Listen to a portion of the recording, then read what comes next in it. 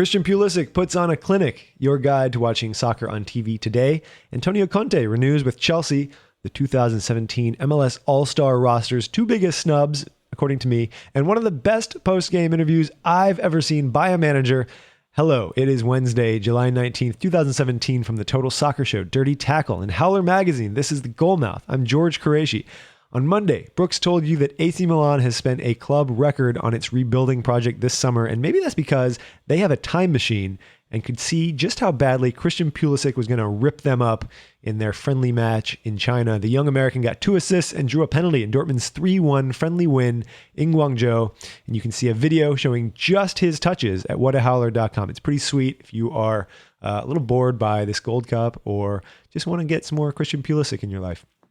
Pulisic's American teammates will be taking on El Salvador this evening in the Gold Cup quarterfinals at 9 p.m. Eastern. That is preceded by Panama versus Costa Rica at 6 p.m. in another quarterfinal. You could also watch Roma play PSG in a friendly at 8 p.m., but I would recommend NYCFC versus Toronto at 7:30.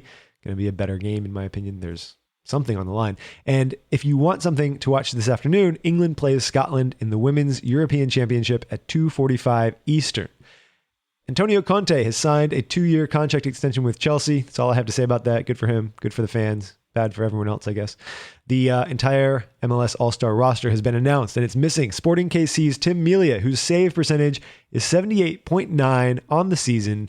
Instead, MLS will be safeguarded by Tim Howard and Stefan Frey, both of whom are below 65%. Now, there are obviously other factors at play here. For instance, both Seattle and Colorado have negative goal differences, while Kansas City is at +10. So you could argue that a better defense gives up fewer quality chances, which would help the goalkeeper make more saves. Sure, fine, whatever.